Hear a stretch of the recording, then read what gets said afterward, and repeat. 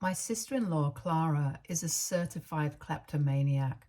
However, her family refuses to acknowledge this fact and instead chooses to ignore it, pretending that she doesn't exhibit any signs of kleptomania. Meeting Stephen's family for the first time when we had just started dating was an eye-opener, especially when it came to his sister. While everyone else was warm and welcoming, Clara seemed to have made up her mind about not liking me from the start. During lunch, she barely acknowledged my presence and avoided any interaction with me. I tried initiating conversation, even going as far as following her to the washroom, hoping for a chance to clear the air privately. However, what I stumbled upon in the washroom took me by surprise. There she was, discreetly stealing tissue paper from inside the washroom and putting them in her purse, which struck me as both disgusting and strange. Our eyes met, and she seemed taken aback that I had caught her in the act. Without saying a word, I chose to exit the situation gracefully, not wanting to embarrass her further or escalate the tension. After the awkward encounter with Stephen's sister, I felt compelled to discuss it with him. However, his response caught me off guard. He simply laughed it off, dismissing her behavior as not a big deal, suggesting she probably needed a tissue for something. He told me that I was overthinking for no reason. While I tried to accept his explanation and let it go, it didn't quite sit right with me. Over the years, I have noticed similar incidents where Clara would take odd items from different places, further fueling my suspicion that she might be struggling with kleptomania. For example, one time Stephen's mother, Janice, invited me to go shopping with her. I was excited to spend some one-on-one time with her. However, upon arriving at the mall, I realized that Clara, Stephen's sister, was also joining us. I greeted her politely, but she curtly nodded her head towards me in acknowledgement without saying a single word. While Janice and I went around the mall looking for some new clothes, Clara followed us all along. When we were trying out clothes, I noticed that Clara kept entering the fitting rooms with clothes, but never came out with any of them. She would comment that none of the dresses looked good on her or suited her, even though she had tried on quite a few. Initially, I didn't pay much attention to this, thinking it was just her particular taste. Later, when we came out of the store and stopped for ice cream after our shopping spree, Clara generously offered to pay for everyone. As she opened her bag to retrieve her wallet, I noticed a familiar blue dress inside. The same one she had tried on earlier in the trial room and dismissed by saying it was too tight for her. I couldn't understand what the dress was doing in her handbag, and it raised a red flag in my mind. So I asked her when she had bought the dress from the store, since I hadn't seen her make the purchase. My question caught the attention of Janice, who also looked back and noticed the dress in her daughter's bag. Clara quickly tried to conceal the dress by closing her bag and avoiding looking at me directly. It was quite apparent to me that Clara had clearly stolen the dress, and I just stared at her incredulously as she stammered to come up with an excuse. However, Janice then interrupted to downplay the seriousness of the matter, mentioning that maybe Clara had done that by mistake, and that many people sometimes accidentally take things from the store. I was taken aback by her reaction, and I guess mother-in-law must have noticed my face change because she immediately backtracked on her words. She tried to clarify that she had no idea that Clara would do such a thing and we should just forget about it.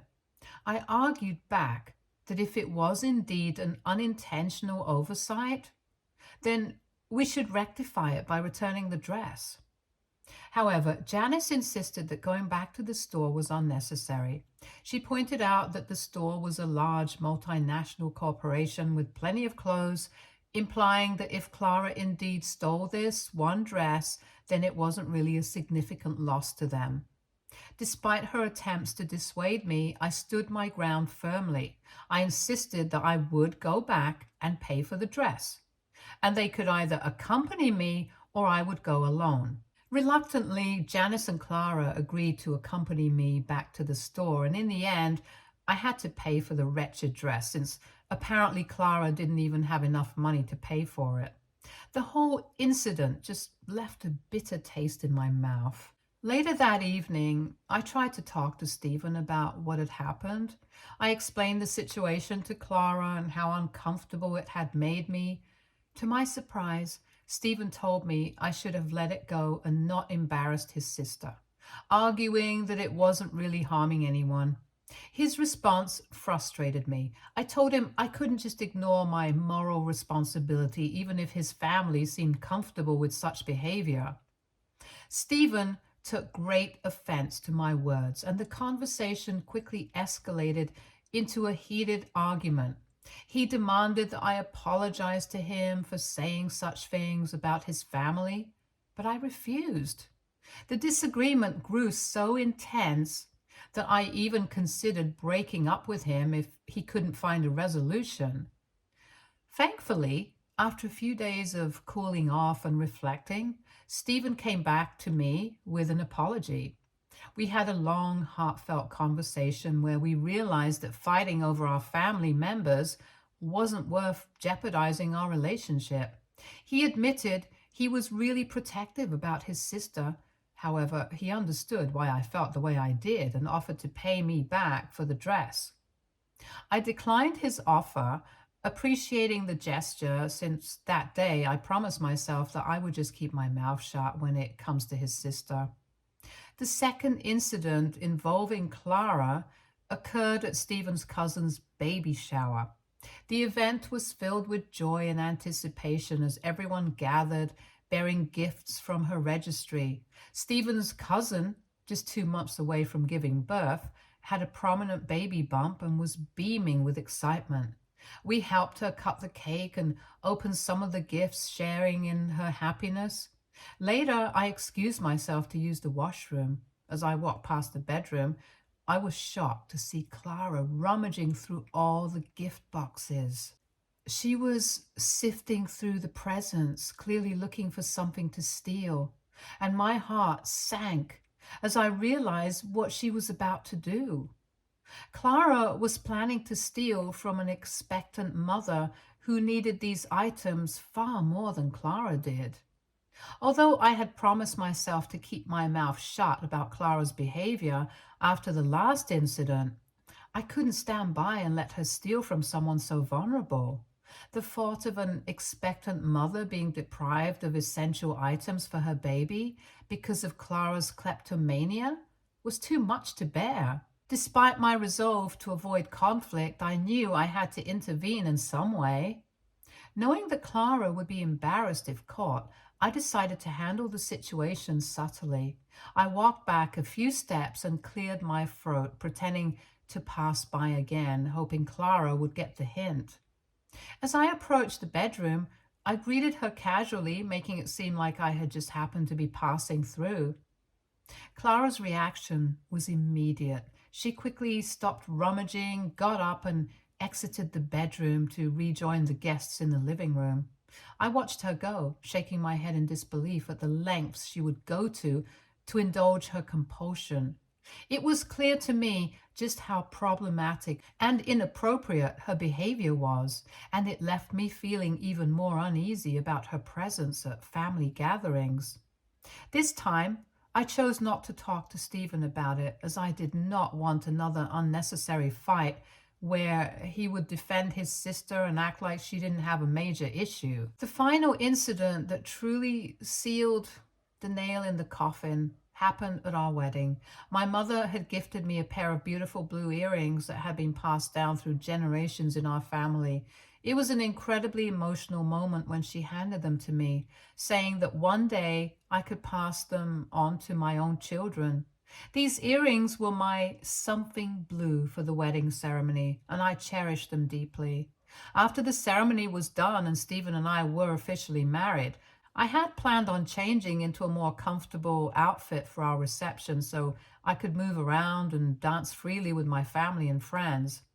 I left the earrings in my bridal room, confident they would be safe. The venue was reputable and secure, and the only people present were our wedding guests, whom I trusted implicitly. The reception was a joyous occasion. Me and Stephen danced the night away, basking in the love and happiness that surrounded us. I couldn't believe that he was finally my husband. It was a perfect night, filled with laughter and celebration.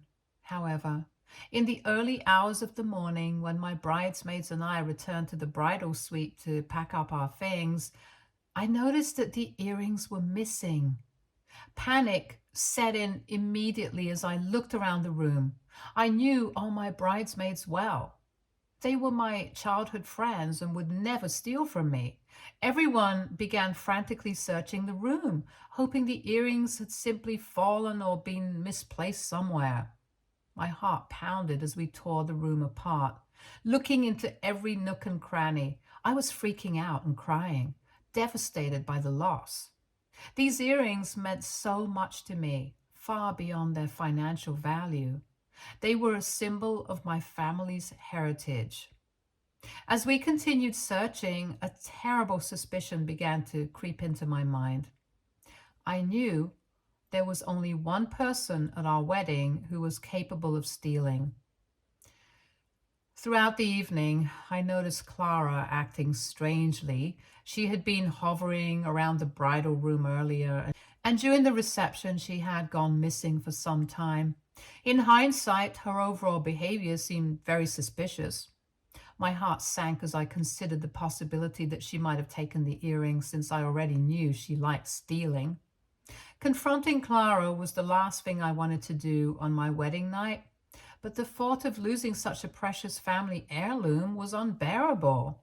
I took a deep breath, trying to steady my nerves, and walked over to where she was standing, surrounded by the rest of our family. With as much calm as I could muster, I asked her if she had seen my earrings.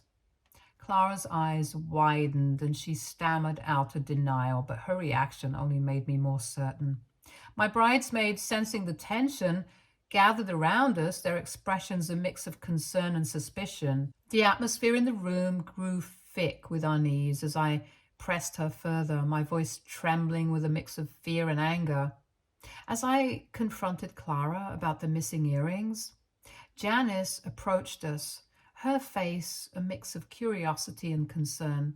She asked what I was doing, but I held up my hand to stop her from interrupting. My eyes locked onto Clara's, and I repeated my question, more firmly this time. Clara looked increasingly uncomfortable, her eyes darting around the room. And just then, Stephen came over, sensing the growing tension. He tried to pull me away, suggesting that maybe I had too much to drink.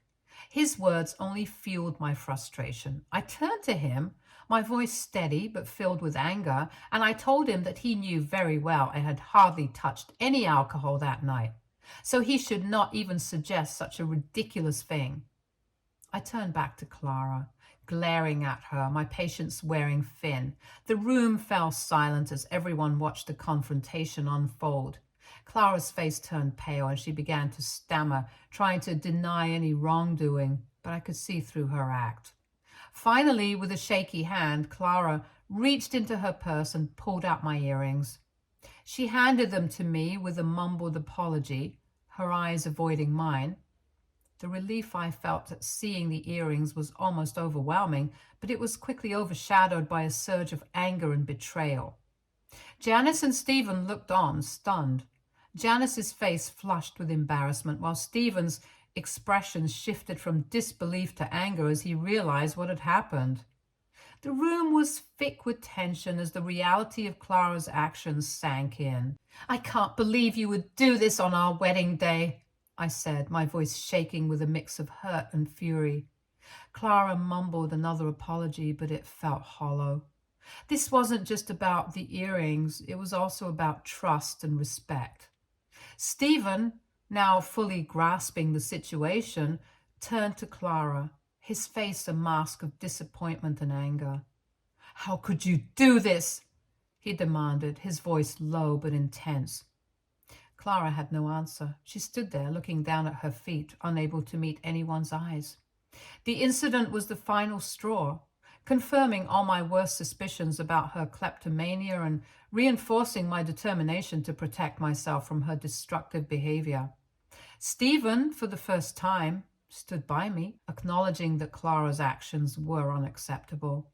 My mother, who had been watching the whole scene unfold, was far less gracious than I had been. She angrily yelled at Clara that she had no right to steal from her own family members. This is when Janice tried to defend her daughter's actions, claiming it might have been accidental. I had had enough of their excuses. I turned to Janice and, with calm but firm voice, said, "Janice, you know very well that your daughter has a problem. She needs to go to therapy before she steals more important things from people." The bluntness of my words seemed to hit Janice hard. She opened her mouth to say something, but then thought better of it and fell silent. Clara looked even more ashamed. My mother, still fuming at Clara, added, "This is your brother's wedding, a day of celebration. How could you bring yourself to ruin it by stealing something so precious from our family?" As the room remained silent, I could feel the eyes of our guests on us, their shock and discomfort palpable. The joyous atmosphere of the wedding had been tainted by Clara's actions. In the days that followed our wedding, Stephen and I had several long conversations about his sister's behavior and how we would handle her in the future. He apologized profusely for doubting me initially and agreed that Clara needed professional help. We also decided to set clear boundaries with her to protect ourselves and our future family. After Stephen had a long talk with his mother and also after several people reached out to Janice, she firmly admitted that Clara did indeed have a problem. It wasn't easy for her to face, but the pressure from family and friends made her realize that she couldn't ignore her daughter's issues any longer. Acknowledging the severity of the situation, Janice took decisive action. She arranged for Clara to see a therapist, hoping that professional help could address the underlying issues driving her kleptomania.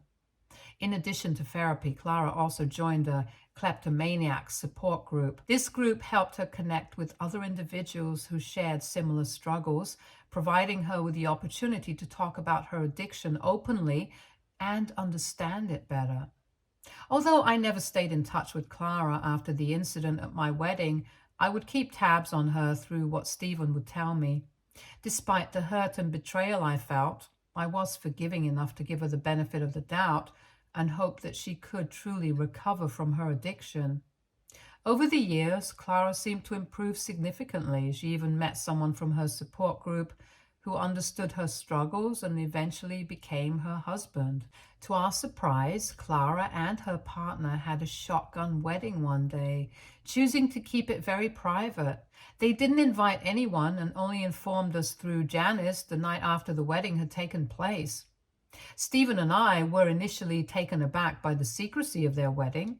However, we understood that this might have been what Clara needed, something low-key and personal without the pressure and scrutiny of a big family event.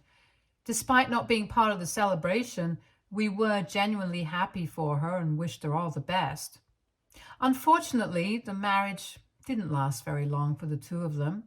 It turns out Clara's husband was caught stealing important documents and equipment like keyboards and mouse from his workplace. His repeated thefts over the years led to his arrest and subsequent sentencing to serve time. The news devastated Clara, and with nowhere else to go, no job to sustain her, she had no choice but to move back in with Janice. Janice took her in for a few months, but it quickly became clear that it wasn't a sustainable solution since she didn't have enough money to take care of her jobless daughter every month. Clara wasn't making any progress in getting back on her feet, and Janice was tired of the situation. Knowing that Stephen and I lived in a bigger place without any rent since we had bought the place years ago, Janice called Stephen for help, asking if we could let Clara stay with us for a few months while she worked on getting back on her feet. When Stephen brought up the idea, I was vehemently against it. Just recently, we welcomed a wonderful baby boy into our lives, and taking care of our son while balancing work has been quite a task. Given this busy time and my discomfort around Clara, I didn't want to have her at our place, especially someone who likes to steal. I did not want the added tension in our lives, so I asked him if Clara had even started looking for a job during all the months she had been unemployed and was staying over at Janice's place, but Stephen shook his head no. However, he assured me that perhaps staying with us would motivate her to work on herself, and expressed that as her brother, he should be there for her in this difficult time. Stephen also assured me that Clara had changed and wasn't a kleptomaniac anymore, so I didn't have to worry about her stealing from me anymore. Despite my strong reservations against her, I begrudgingly agreed to let her move in, hoping that Stephen's faith in his sister would be justified. The arrangement began with Clara moving into our guest room. She was quite polite and friendly to me when she moved in, and it looked like she seemed to have changed. However, I was on edge and kept a close eye on my belongings just in case. Clara initially seemed grateful and determined to make things work. She promised she would look for a job and contribute to the household. However, weeks passed. There was little sign of progress. Clara spent most of her days in her room, doing absolutely nothing but sleeping in her bed the whole day and only coming out of the room when she was hungry. I started to worry that we had made a mistake. Stephen tried to reassure me, reminding me that Clara needed our support. I wanted to believe him, but the anxiety lingered. Despite my misgivings, I continued to support Stephen's decision, hoping that our help would make a difference in Clara's life. However, to no one's surprise, I began noticing items going missing from my kitchen. For instance, my expensive ceramic plate, which I usually only reserved for guests, mysteriously disappeared when I needed it for a guest who had come over to our place. Initially, I brushed it off, thinking I must have misplaced it. But deep down, I knew I was usually organized about such things. The suspicion lingered, but I chose to dismiss it, hoping it was just a case of misplacement so I would not have to confront Clara. Next, my childhood mug, a cherished item I had used to drink my coffee every day for decades, disappeared one morning. This was not only weird, but a significant blow because the mug held sentimental value as it was gifted to me by my grandfather. When I couldn't find it, I asked Stephen for help in searching the house. He knew how much that mug meant to me, so he was worried as well. When we couldn't find it anywhere, I suggested confronting Clara about it since I had a strong suspicion and she was the only one who could have taken it. However, Stephen discouraged me. He argued that Clara was already going through a tough time and urged me to let him handle the situation, so I reluctantly agreed. When Stephen confronted Clara about the missing items, she adamantly denied any involvement, insisting that we must have misplaced them somewhere. I could clearly hear their heated argument echoing from her room. It was clear that Clara refused to accept any responsibility, and Stephen, still holding on to a soft spot for his sister, emerged from the room to inform me that Clara had nothing to do with it. I scoffed at his delusional behavior. It was hard to believe that Clara, given her history, would suddenly be innocent in this situation. Frustrated and feeling like I had to take matters into my own hands, I began locking away all my important belongings in a safe. I even went as far as purchasing another safe from Amazon specifically to secure my expensive perfume bottles and makeup items. Stephen thought my actions were ridiculous and accused me of not trusting his sister. In the midst of our argument, he even labeled me a bored stay-at-home mom, which was utterly ridiculous considering I had a thriving freelancing career and earned more than enough just by working from home while also taking care of our kid full-time. I argued back passionately, insisting that he had no right to call me that. Just because I didn't go to an office every day like he did didn't mean my work wasn't important. I reminded him that I not only worked but also took care of our son and managed the house. I went on to further explain that as long as Clara stayed with us, things would continue to go missing. I told him firmly that this was either a return to her old ways or she had never truly stopped stealing in the first place. However, Stephen refused to believe that his sister was stealing from us. Him and I were at odds over this, with him wanting to believe in Clara's innocence and me feeling the need to protect myself and my belongings. Well, I didn't have to wait long for my suspicions to be validated. Yesterday, Stephen woke up to find his laptop missing as he prepared for work. Initially, he asked me if I had taken it for some reason, but I assured him that I wouldn't do that since I had my own laptop. Then he speculated that perhaps he had left it in the office the previous night.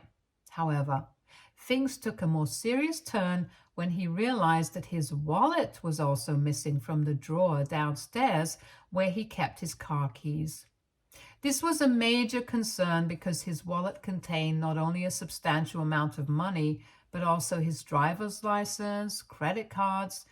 Stephen began to panic as he searched frantically around the house, checking every nook and cranny, hoping to find his missing belongings. I could see his anxiety mounting with each passing moment. Meanwhile, I sat there with a knowing smile as I had already pieced together who was responsible for this.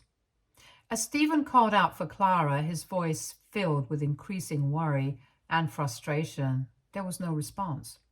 He hurried into her room, expecting to find her there, but the room was empty. He continued to call out for her, his voice echoing through the house, but there was still no answer.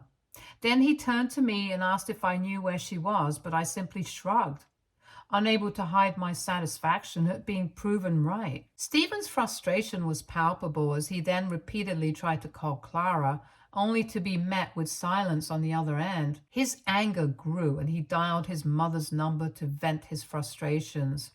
However, instead of receiving the sympathy he sought, Janice attempted to pacify him by downplaying the whole situation. Again, she mentioned that even if Clara did steal his wallet, the items inside were replaceable anyway.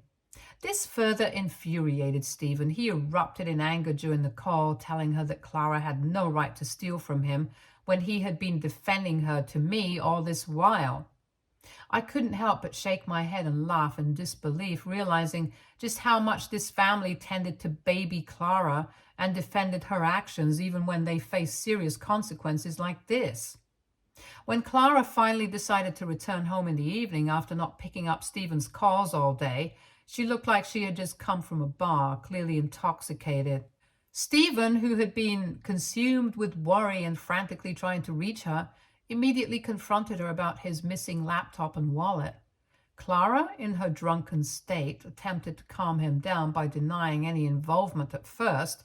However, Stephen's frustration was at a breaking point, and he threatened to involve the authorities if she didn't come clean about the theft. At this ultimatum, Clara broke down and tearfully admitted the truth. It turns out that Clara had started an online store where she had been systematically stealing from us for the past few weeks that she had been living with us and selling our belongings on her store.